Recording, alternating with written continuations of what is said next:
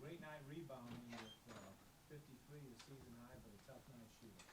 Yeah, I mean, both teams. I mean, there's going to be a lot of. I think I got 3 rebounds on the stat sheet based on how bad both teams were shooting. So I'm going to add those to my stat cast from 2001, which might be a positive for the evening. But it was a frustrating night in terms of statistically, some things look pretty good. I think Joe mentioned, you hold Jordan Walker to 3 points, 1 of 7 shooting, 0 for 5 from three. Going into the game, that's a success. And unfortunately, we didn't have anyone really counter that statistically for us. But it was a frustrating game. I think it was probably a frustrating game to coach on both ends. Probably a frustrating game to watch a little bit. Frustrating game to officiate, I'm sure. But at the end of the day, as a coach, I kind of liked the fact that we were guarding the first half. That was a huge positive. I think we held them to 20-something% in the first half. Now we just have to, obviously carry it. 23%. We got to carry it over. Would you say it was a combination of good defense on both parts and just not good shooting, or what? Because 16 to 15 at half, so Yeah. it's got a point to that. I mean, I think some shots were poor. Or I shouldn't say that. I don't want to speak on Morehead's shot selection. I don't mean that. I think it was poorly. The game was poorly shot. The game we didn't have a high percentage on either end. I do think some of the defense really affected it. And then when you kind of with the tempo and the pace and a little bit of the changing defenses, it turned into a frustrating game for the shooters, especially in that first half, obviously. Zeke got going in the second half. He got all of his points, and that was a bright spot for you. And you were just looking for somebody to do some scoring. Got all his 13. Yeah, yeah. I mean, it's Zeke. It matters to him, and it matters to a lot of our guys. But we had some actions with the movement of our offense, and simply going to the right side of the court instead of the wrong side of the court allowed him to kind of open up for some shots in that second half, and I think that's why. I think we got a transition tie up to him on transition once. We had a dump off to him once. He had a 3 once. So that was nice to see in the second half. Put us in position to win the game with about 4 minutes left in the game. Yeah, you got to get that 3, which I think was the first 3 made in about 5 minutes. Oh, and then we gave it up right away. Yeah. Yeah. And then they went on that little, it was about a 10-2 spurt or something, Mhm. from 3 to 10 or 11. And, the way the scoring was going in the game, it's tough with 3 minutes to go to overcome all that.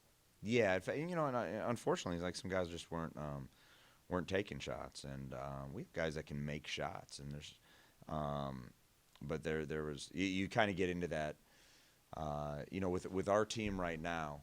I was saying it to Joe earlier on the radio. We've experienced a lot. We've experienced a difficult travel schedule. We've experienced going into a Big Ten arena. We've experienced playing at 11 a.m. in front of a couple thousand kids. We've experienced close game losses. We experienced going in and winning one of the best wins ever, probably here at Belmont.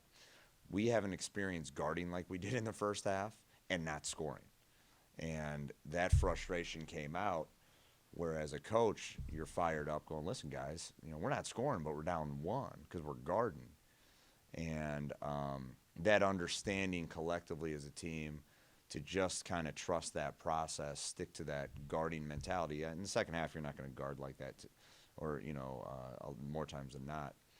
But it's chalk it up to another experience that we've had as a team, and you're going to draw upon that at some point in some of these guys' careers. What do you attribute, besides a lot of missed shots, to the rebounding? I mean, you had 4 guys with 7 or more rebounds, so everybody, it wasn't just one guy getting 4 or 5 rebounds. Everybody was hitting the boards pretty hard. Yeah. 9 and 3 7. Yeah, that's good. Yeah, I didn't realize that. 4 7, excuse me. I thought early Ansel Yuzwebanam went out there and set the tone with a couple of his, and only has him for 1 offensive rebound. He must have kept 1 or 2 alive early, and I just felt his impact early, kind of on the glass, first play of the game.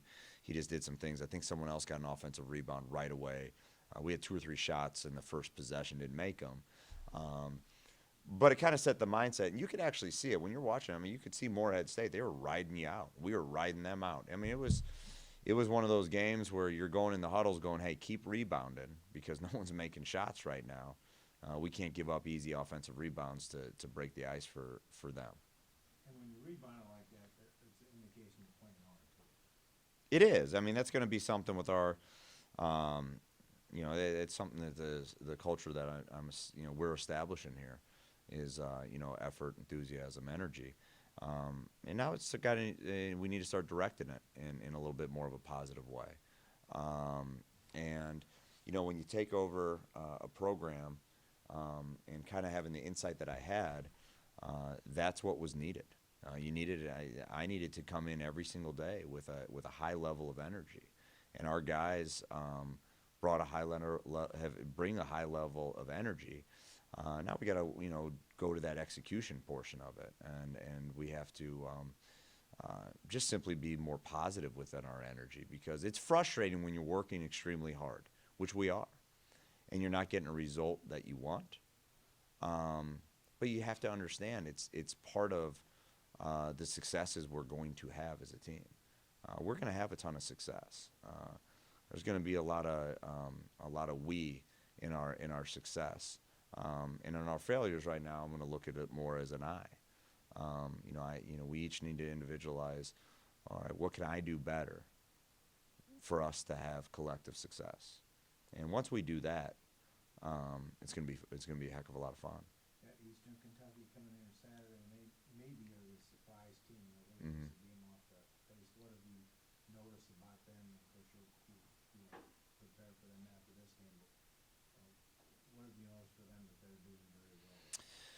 They have an identity, and they are who they are.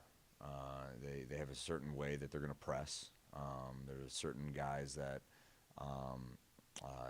they really are who they are. I guess that's kind of a odd way of explaining identity, because that's probably they do, and they've really bought into that, and you have to prepare for them in a certain way, and then when they're making shots, or I know when we were down there, I think they had a big offensive rebound late game, and we had 2 turnovers late game that weren't even against their press. It was just ball going through our hands type of stuff, but their identity is to wear you down, go. So then eventually you're sped up a little bit, and maybe you just let the ball go through your hands, and so that's where they're having some success, and it's a credit to them, and it's a credit to our league where there's teams going the perceived bottom or the statistical bottom are winning games tonight.